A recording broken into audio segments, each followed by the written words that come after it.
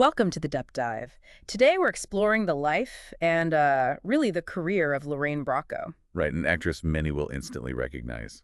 Iconic, really. Definitely. We're talking Goodfellas, The Sopranos, huge roles, but our mission here is to go a bit deeper. Yeah, to pull out the threads, the key moments, and understand her journey and, her impact more fully. We've looked at the available info to piece together that picture. Okay, so let's start at the beginning. She was born October 2nd, 1954, Brooklyn, New York. Right.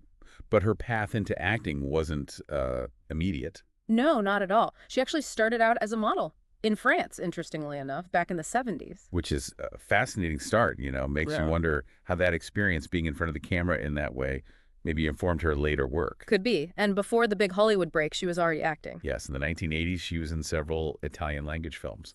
So she was building experience, just perhaps not initially in the roles we most associate with her. Right.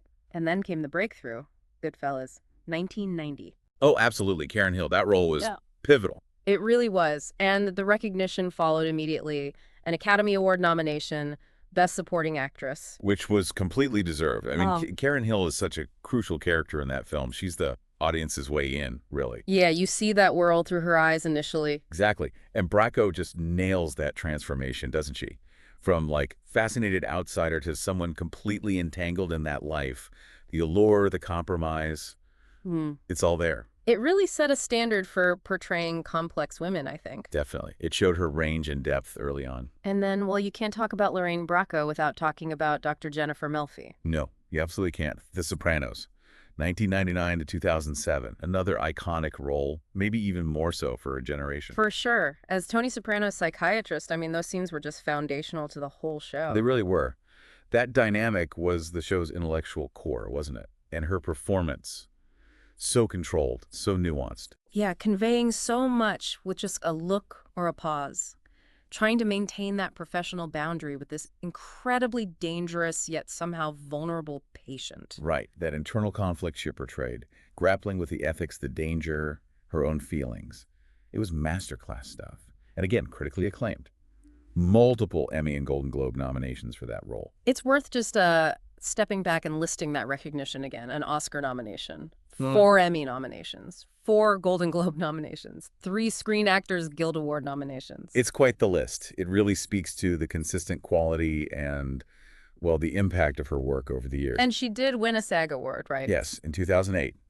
It was for the outstanding performance by an ensemble in a drama series for The Sopranos. Okay, which is also significant. It highlights her role as part of that incredible cast, that collaborative effort. Exactly. It underscores how integral she was to the show's success as a whole. Now, beyond those 2 massive roles, she's done a lot more, of course, showing quite a bit of range. Oh, definitely. Yeah. She wasn't just, Karen Hill or Dr. Melfi.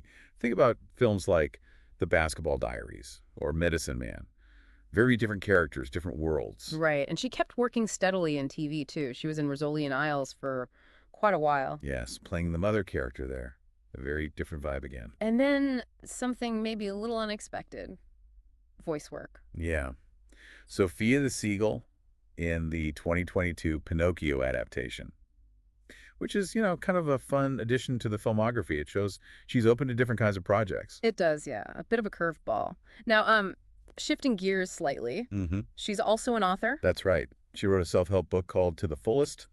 It focuses on health, wellness, gives you a peek into her personal interests beyond acting. Which is interesting, and related to that maybe is her openness about personal challenges. Yes, she's spoken quite candidly about things like a difficult custody battle she went through and her own experiences with depression. That takes courage, putting that out there. It really does. Yeah. And in doing so, she's become something of an advocate for mental health awareness, using her platform, for something important. Absolutely. That can make a real difference for people listening. And on the personal front, she has 2 daughters, and now she's a grandmother. Right.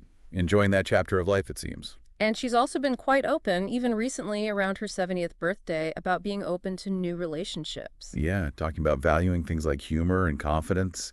It's quite relatable and, well, refreshing to hear. So when we pull back and look at the whole picture, her career, her life, what's the lasting impression? What's her legacy, would you say? Well, the impact on film and TV is just undeniable. She created these incredibly memorable, complex female characters.